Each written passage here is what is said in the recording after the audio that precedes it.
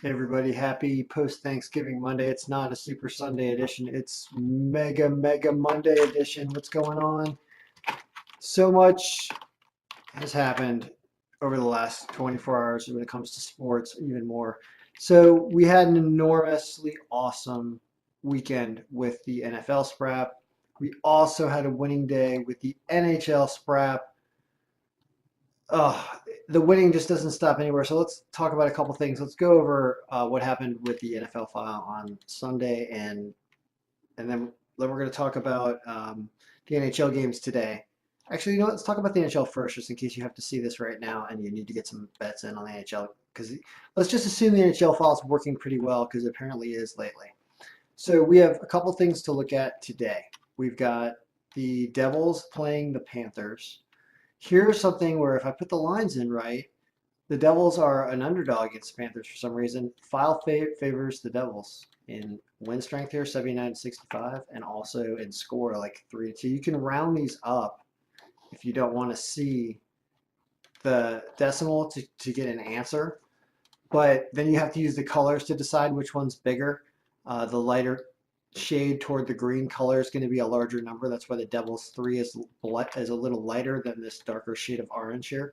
So you can do it that way as well. So it loves the Devils at this line. So, I'm going to go do that, go out to lunch and probably make like a $10 bet as part of a parlay, which I'll talk about the parlay card in a little while as well. How to do that. Okay, so like the Devils at plus 125 is something that you would want in your parlay card. To create a parlay card, which it looks like I've got this thing working pretty well right now. Take the Devils today, right? And they're at plus 125. That's one pick. What else do we have that we like today? Do we like an over under in this game, which is probably set at like 5 or 6? Let's not worry too much about numbers. Let's just see if we can pick four winners, because I, I had a bet this weekend when we were doing football, which I'll talk about football in a minute. But I had a bet where I picked four teams, and I called it the 2, 3, 4, 55, because you can do a round robin where you have a bunch of different combinations of bets, and it ends up being $55 when you do the $5 minimum bet. And it's a fun bet because you can win 5 or 10 times your money. And I did win it, and I did win like 4 or 5 times my money. And I'll talk about what happened in football, but let's try to do it tonight for hockey, for example. One would be taking the Devils because that looks to be a good pick. Boston versus Toronto here. It favors Toronto in score, favors Toronto's win percentage, but Vegas also favors Toronto at negative 155. Well, I kind of like the over in this game, looking that it's predicting 7 goals.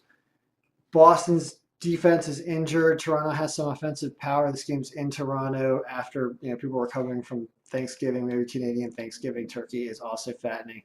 I think that there are goals in this game. So the over is what I like here, but it also likes Toronto if you go by winners. If I said let's just talk about winners, it would be Toronto, I guess. Ottawa and the Rangers. It likes a little, it looks like if you don't want to round this up, but show the number in decimal, which is why it's a little easier to look at it in one. You see that it slightly favors Ottawa over the Rangers, which is intriguing because Ottawa's also a dog here. The percentages are exactly the same. This game can go any way. If you can get Ottawa plus 1.5 goals, maybe that's an interesting bet to make, or just straight up Ottawa to win. There we go. My my former hometown team, the Washington Capitals, taking on the Islanders. Caps are slightly favored. They should be. They should be in both. Both these teams are winning teams and good teams. I like an over in this game. This is going to be a fighting game. The Islanders have some offense, so why not take the over if it's set at 6? Probably is. If it's 6.5, that's tough. But if it's 6, you probably at least get a 4-2 push out of that or better, and then you can root for either. But I guess it would say take Washington because it thinks Washington's going to win. Columbus and Detroit. This is no surprise here that Columbus is favored. However, Detroit has upset capability. I don't have a team ROI history. That's weird because if you look at you can look at the ROI in different ways, and you can see that they upset a lot. There's actually a pivot here that shows teams that if you just bet them when they're an underdog, the team of Detroit historically.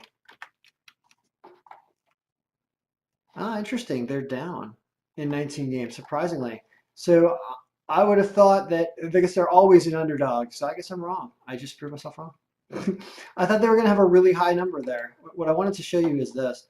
This is by team.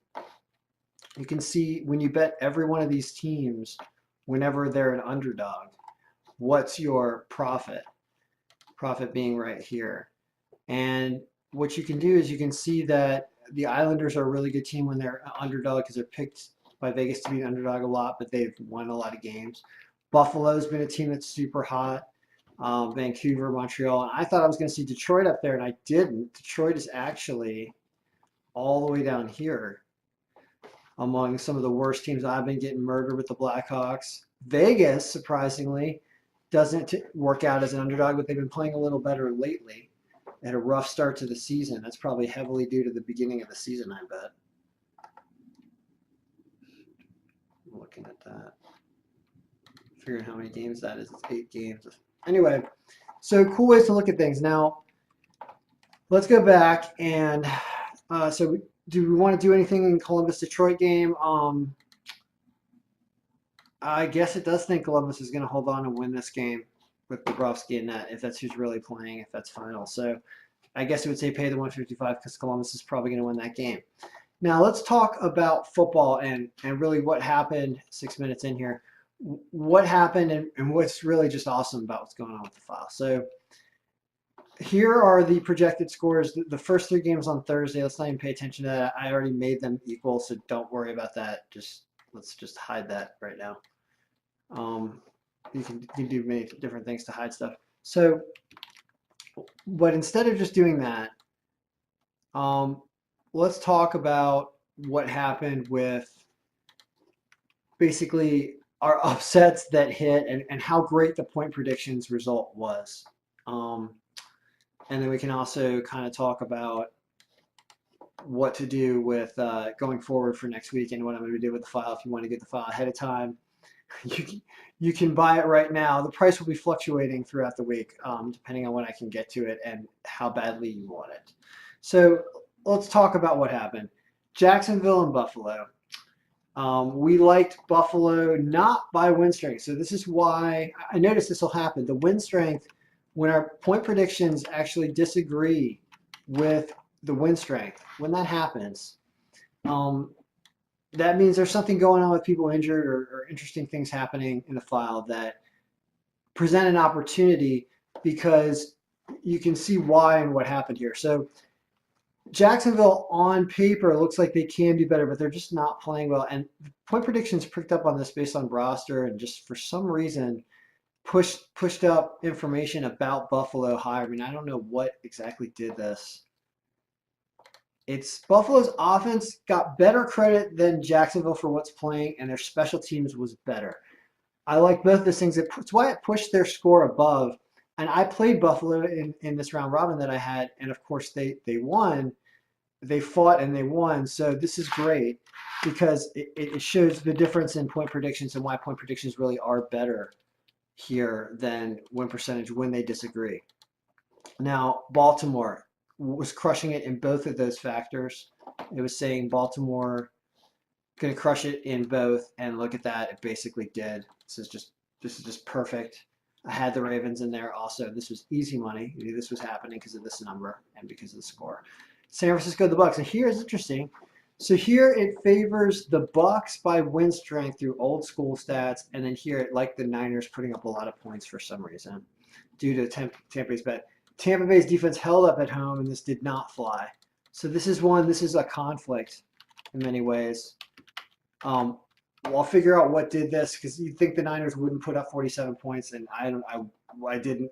But it's weird. It did that last week with the Giants putting up 35 points against somebody, and it was exactly right. And so I just let it go and see what happens, right? So this was a weird one, but also the fact that this is at 2% means it's almost a toss-up, so it's a game to stay away from anyway, right? Giants and Eagles, which of course I did stay away from that. The Giants and Eagles here, like the Eagles by old school stats and by projected score, but I was really wasn't confident. I'm confident in the number because it wasn't above 20. It was only 15%. And I just felt like the Eagles are playing so awful that I wouldn't touch this. Meanwhile, it ends up we basically almost get there. You know, right? What happens with the Giants? You give the Giants a little bump. Oh, sorry, no, you don't. You take away what happened with the Giants. So the Eagles held them off. Interesting. It's a lot. So what I'm doing is I'm reducing. My goodness. You have to bring the Giants down. Oh, I'm sorry. I'm over typing the special team score. That's why. My bad. I want to be doing something else because I unhit something. Okay, I didn't realize the Giants have such a good special team score. So if you want to look at, um, you know, reset. Okay, so what happens in these games? I wasn't really comfortable about the Giants and Eagles. Um, what would you have to do to their roster to like get things to come out right? You know, mm-hmm. How about that? Both of them played a little bit better defensively. I mean, our Jacksonville situation, it's Buffalo that really came to play. That's what happened in this game. Yep. Jacksonville also somewhat, but Buffalo really came out hard and outplayed their stats. That what makes that happen. Here you got, this is obvious. I mean, these guys are awful. Oakland puts up, what, a couple more than, only because Baltimore put up so many, right? Um, said they would normally put up more, but my goodness, how do we get there? Oakland put up much more than they normally do. Interesting against Baltimore there to get Baltimore back down.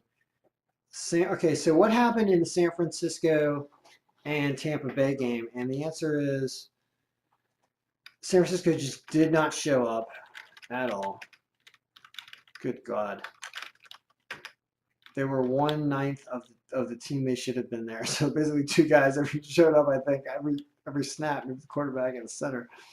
Tampa Bay did only not as much as they normally would have, simply because they were dealing with the Niners offense that was clearly non-existent. So this was better. Our point predictions were way off. We give the Niners a whole lot more credit. So the real biggest disappointment of the day is the Niners so far. So how did we hit this? Yeah, the Giants and Eagles, we hit it at like the both playing a pretty strong defensive game, and we get there. Eagles had that. Browns and Bengals. So the Browns do exactly. Oh man, that's so awesome. The Browns do almost exactly as we think they would have done at a standard homer, just a normal homer away percentage. The Bengals are a little bit weaker. Yep. Yep. Oh, they are just a little weaker than we had them being at home. And of course, the Browns just crushed them. That's how you get that. So we kind of knew that. Patriots, yeah, obvious, right? Patriots just don't put up as much point-wise as they would normally. And neither do the Jets. They at least hold the Jets also to similar situation. And of course, they cover, right? Yep, exactly. The Patriots cover and they get there. I had them in that parlay as well. Seattle and the Panthers. This was just incredible. What happens when you put these two at one? Oh, that is unbelievable. Unreal. Look at that. So that game, I had it as the fourth one in the parlay card, and just to have them come back and just weird things happen in this game. I didn't like the officiating in the first half. I thought they really wanted the Panthers to win the first half or the game, and then Seattle just pulls it through and makes it happen almost exactly. That was incredible. Files was worth it to have that game in your lineups last week. I would have thought that they would pull that off at home and you get paid, and it basically picked it exactly. That's incredible, right? Chargers do literally like exactly what we think. they're not they're a team that's going to meet up with the Saints, and the question is, what are the Saints going to do? Um, awesome. This game is almost picked exactly. I don't know why I told you to stay away from the spread. I shouldn't have, because they were going to crush it and they did. Dolphins in Indianapolis. What happens here? So Colts don't do what you'd think they fully would have done. That's true. They didn't hit their over. I didn't play it, but I heard about it. And so I get that. The Dolphins also slowed down a little bit because they didn't have points they needed to score. So I think that, you know, they pulled out the win. I didn't watch game flow here. It was pretty predictable, but they don't cover the spread. So you got gypped on points and activity here, even though they end up with a 27-24 score. It probably was not a validating game. I didn't watch it, but I stay away from it. I guess the play was Indianapolis to win because this was 24%, and your point totals were predicting Indianapolis win. So it just was, don't mess with points in that game. Steelers and Broncos. Now here was the one that the file let get away. So what happens here? Pittsburgh was supposed to win this game 31-22. They didn't. Their offense didn't get there. Their offense was half as strong as they were supposed to be. We saw something like that happen last week out of Pittsburgh as well in their home and away factor. Something is going on. We almost picked the Broncos score exactly.